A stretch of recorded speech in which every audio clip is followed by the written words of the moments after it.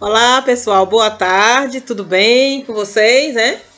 Espero que sim, é claro que está, né? Folgados, um pouco preocupados, um pouco ansiosos, mas né, vai dar certo, vai dar certo. Olha, a gente está aqui para mais uma aula. Dessa vez, a gente vai continuar com a nossa aula sobre figuras de linguagem, tá? Nós já vimos o que seria o conceito dessas figuras, porque na aula passada a gente tratou de interpretação de texto. A gente foi procurar interpretar o soneto que tem no livro de vocês, o soneto de Camões, né? Luís Vaz de Camões, Amor é fogo, que arde sem se ver e tal. E a gente percebeu lá que nesse soneto existem umas figuras de linguagem, que eu lembro que na sala também, no mês de março, mais ou menos, no início, não, foi ainda em fevereiro, nós falamos sobre figuras, que lá no livro de vocês vem trazendo algumas, só que a gente não estudou lá, porque por questão de tempo, né? Que seria a metáfora, lá estava falando sobre a ironia e sobre hipérbole. Porque eu sempre cito que as figuras de linguagem, elas foram criadas até para facilitar aquele processo de significação de palavras. Eu disse que existe a plurissignificação, né, que a palavra pluri vem de vários, muitos significados, né? E me fiz referência à minha palavra semântica, porque semântica é relacionada ao significado da palavra. E tem a questão do sentido, ó, gente, a palavra, ela tem significado e ela tem sentido. E é justamente com o sentido que as figuras de linguagem trabalham. Em segundo lugar, com o significado. Por quê? Porque se eu conheço o significado da palavra, então eu vou procurar dar um sentido para ela. Eu citei o exemplo lá da palavra coração, da palavra cabeça, não foi? Que eu disse assim, o coração é um órgão oco lá do corpo humano e tal.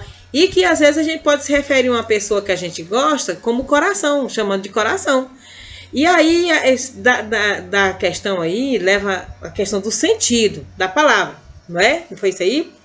E eu disse para vocês também, gente, que as poesias musicais, elas são excelentes em se falando, em se tratando de figura de linguagem. E tem uma música, gente, bacana, ó, eu gosto muito de Catedral, eu gosto demais de ouvir música do Catedral. Talvez algum de vocês conheçam, né? A geração de vocês não conhece, assim. Nós também temos Roupa Nova, que a geração de vocês também não dá muito valor assim, a esse tipo de música, mas como eu falei na primeira aula sobre figura de linguagem, que a gente tem que prestar atenção à letra da música, é a letra da música. Existem músicas gospel que elas são ricas em significações das palavras também, né? Catedral canta para o público gospel e não gospel, né? Agora, essa música que a gente vai ouvir, tá, agora, só pelo título dela, gente, sinônimos. Ó, o que é sinônimo? São palavras que têm significado parecido e semelhante.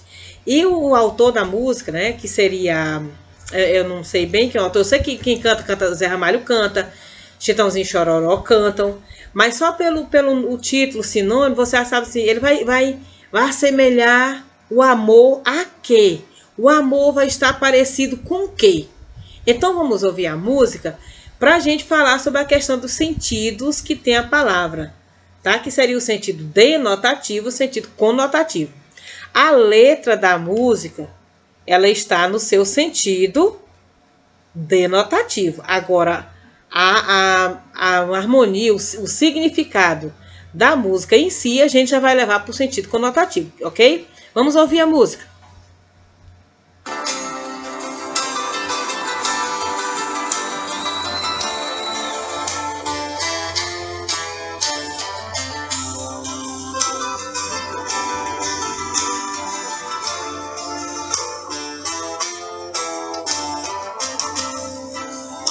O coração leva pra saber que o sinônimo de amar é sofrer.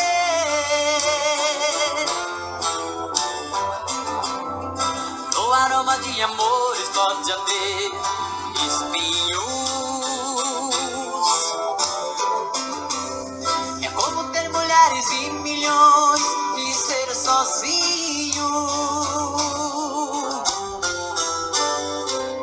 solidão de casa descansar. O sentido da vida encontrar. Quem pode dizer onde a felicidade está? O amor É feito de paixões e quando perde a razão, não sabe quem vai machucar. Quem ama nunca sente medo de contar o seu segredo. Sinônimo de amor é amar.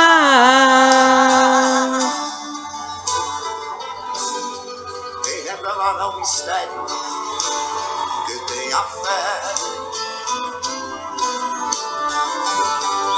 E quantos segredos traz o coração de uma mulher.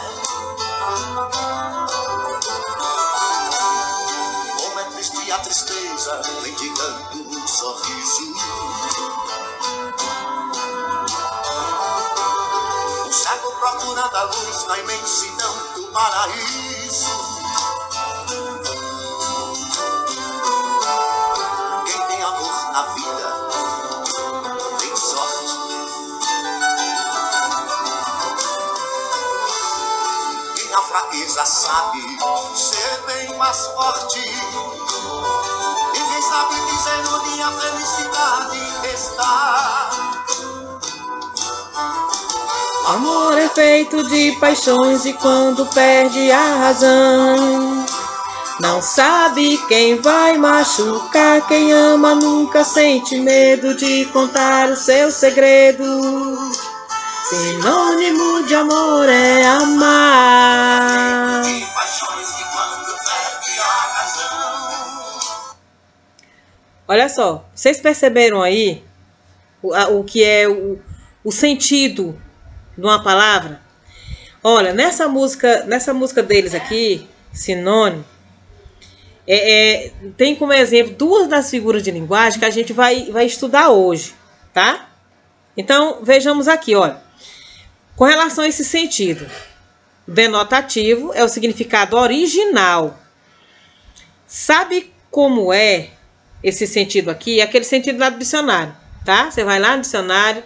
Aí eu quero saber que palavra é essa, que significa. Você vai lá no dicionário e tá lá o significado original da palavra. Mas aí você que quer fazer referência a uma outra coisa, aí você vai usar o quê? O sentido conotativo ou figurado. É justamente esse sentido conotativo ou figurado que dá um significado novo àquela palavra, diferente do original. E ele é mais subjetivo, tá? Subjetivo como? Dependendo do contexto, ele vai mais pela questão da emoção, tá? Do sentimento. Então, a primeira figura que a gente vai ver é a antítese. Antítese. O que é ela? Ela consiste em colocar em evidências ideias contrárias. O autor na música aqui, ele disse assim, ó, sinônimo de amar é sofrer. Não tem uma ideia contraditória? É tipo o soneto que a gente leu. O autor, Luiz Vaz de Camões, ele apresentou o amor como um sentimento altamente contraditório. Como assim? Ó, amor é fogo que arde sem se ver. É ferida que dói e não se sente. Como é que a gente sente dor e não sente a dor? A gente tem a dor e não a sente. É um contentamento descontente, ó, contentamento descontente. Então são as ideias contrárias. Elas são evidenciadas pelo sentido. Sentidos opostos. Agora, qual é o objetivo da antítese? É apontar um contraste entre dois ou mais elementos. Aí eu coloquei como exemplo aí, ó, tristeza e felicidade. Ó, tristeza e felicidade, porém se acaba o sol. Por que nascia? Tristeza e felicidade são duas palavras que são contrárias, né? O sol acaba e nasce. A vida é nova e anda nua, vestida apenas com teu desejo. Olha, nua e vestida aí estão em negrito, né? Mais ou menos assim, que posso dizer. É porque está apresentando a antítese, o sentido oposto. Meninos, vocês podem perceber aí que nos exemplos, todos eles têm um autor. É como eu disse para vocês, ó, a linguagem das figuras, ela é poética, tá bom? A linguagem, ela é poética. Então, a antítese é o soneto que vocês têm em mãos aí na página 60, é cheio de antíteses, viu? Na música que a gente ouviu agora há pouco, né, com o Chitão e o Chororó, a gente tem aquela lá que eu falei, né? Amar, o sinônimo de amar é sofrer. Olha, no aroma de amores pode haver espinho. Amor, uma coisa tão suave. E para que serve o espinho, né? Amar, amor, espinho. É um sentido contraditório aí, tá? Próxima figura.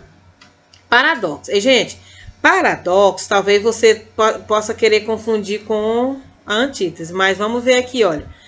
Paradoxo, reunião de ideias contraditórias, incomum e ilógicas. Você não pode dizer assim que o exemplo que a gente deu agora há pouco, que amar é sofrer, que é uma coisa ilógica. Não é ilógico, não. Porque geralmente, quando a gente ama, que não consegue o nosso objetivo, a gente não sofre. Então, não é ilógico. O que é ilógico? É aquilo que não tem lógica. Não tem lógica. Se a gente procura amar, se a gente procura se apaixonar, é porque a gente vê lógica naquilo, não é? Agora, o paradoxo, ele trabalha com esse sentido ilógico das coisas. É uma antítese especial, pois revela uma aparente falta de nexo ou de lógica entre oposições relacionadas à mesma ideia.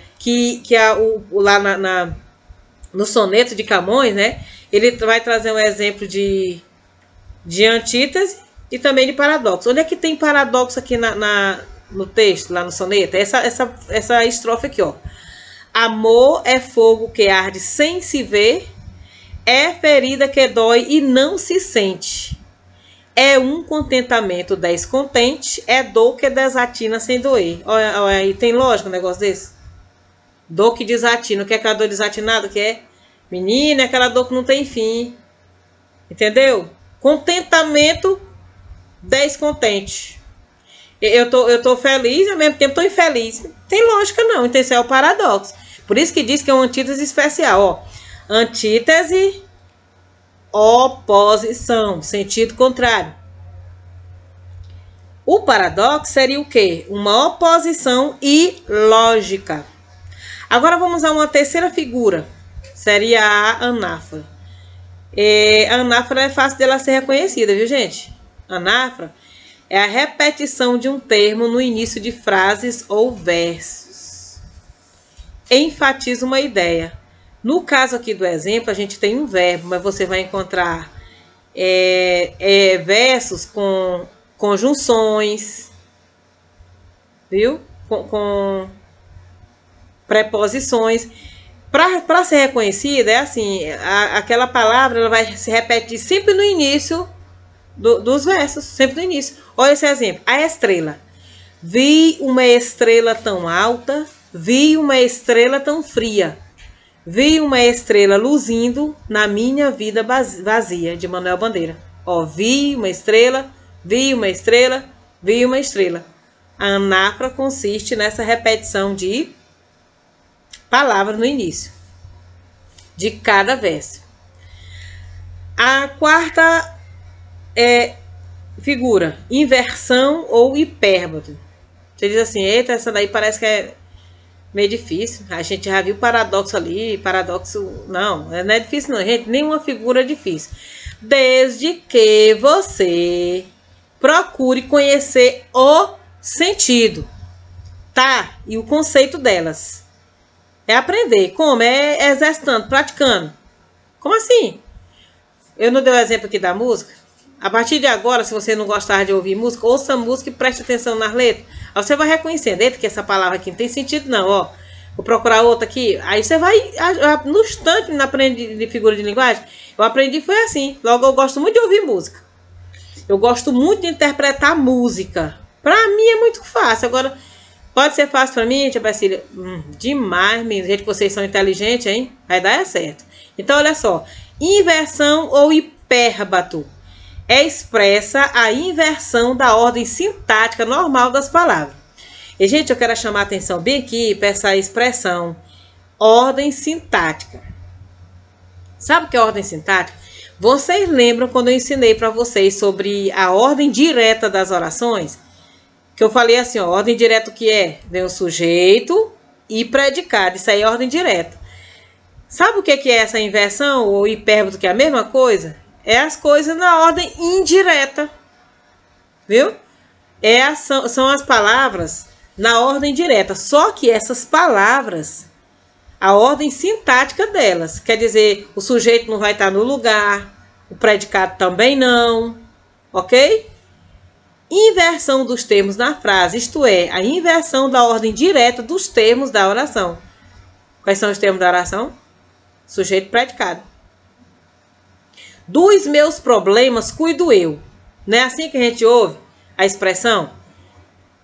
Menino, tu tem problema? Tem? Pois eu também tenho, mas dos meus, o correto seria dizer assim, ó, dos meus problemas eu cuido? Não, dos meus problemas cuido eu. Seria, eu cuido dos meus problemas. Esta seria a ordem normal, a ordem sintática normal.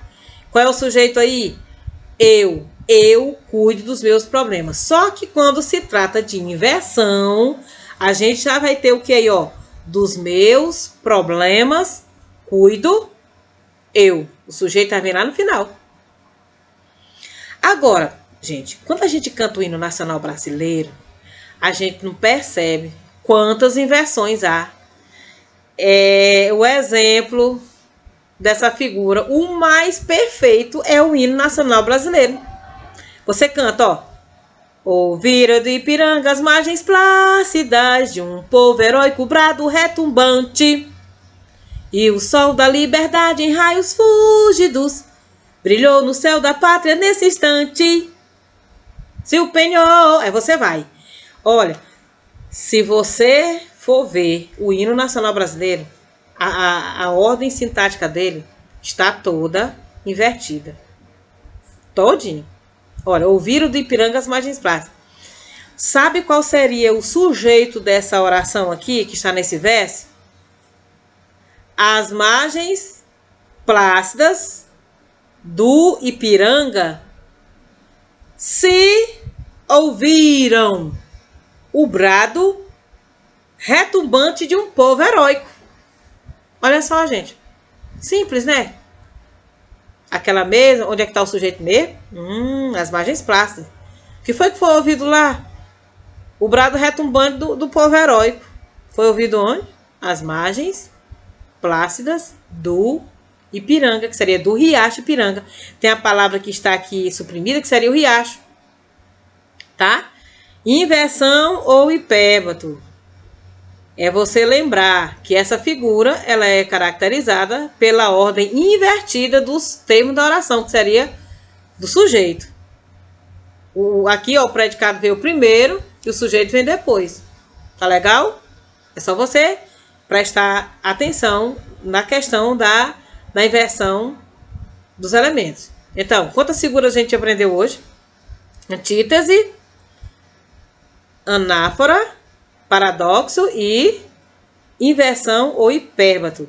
A antítese seria a expressão de sentido oposto. Eu vou contrastar dois elementos. Olha, dia, noite, não é oposto, dia e noite? Agora, dia e noite é uma oposição lógica. Se tem o dia, obviamente vai ter noite. Agora, o que seria o paradoxo? Já seria uma oposição ilógica. Eu contradigo as coisas com um pouco de... É uma coisa de desconectada, entendeu? Desconexa, aliás, desconexa. Amor é fogo que arde, é ferida que dói e não se sente. Como é que dói e eu não sinto? A anáfora é a repetição no início dos versos de palavras, podem ser verbos ou conjunções, como eu disse. Existem estrofes de versos de composições poéticas e até preposições elas podem ser repetidas. E a inversão hipérbato seria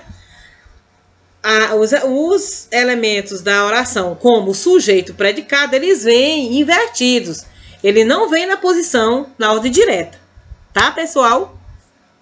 Aí vocês, olha, vocês têm no vídeo os exemplos e que vocês podem estudar melhor, viu? Em casa, sobre figura de linguagem, que vai fazer referência também à nossa aula de redação.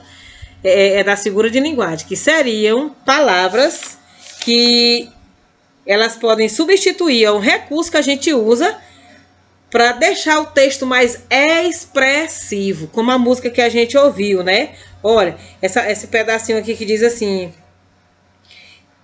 no aroma de amores pode haver espinhos, é como ter mulheres em milhões e ser sozinho. Para deixar dar mais expressão à música, como é que onde é que tá a felicidade? Onde é? Eu tenho milhões em dinheiro, mas é como ter também nada, como não ter nada. Quer dizer, o sentido tá aí, ó. Eu tenho que procurar interpretar, dar um sentido para minha interpretação, para eu poder entender, na verdade, o que seria figura de linguagem, tá?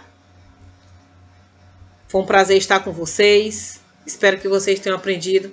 Façam as atividades. Qualquer dúvida, gente, eu tô no privado. Eu tô gostando de estarem mandando as atividades. Um abraço bem forte aí em vocês e até a próxima aula, se Deus quiser. Tchau.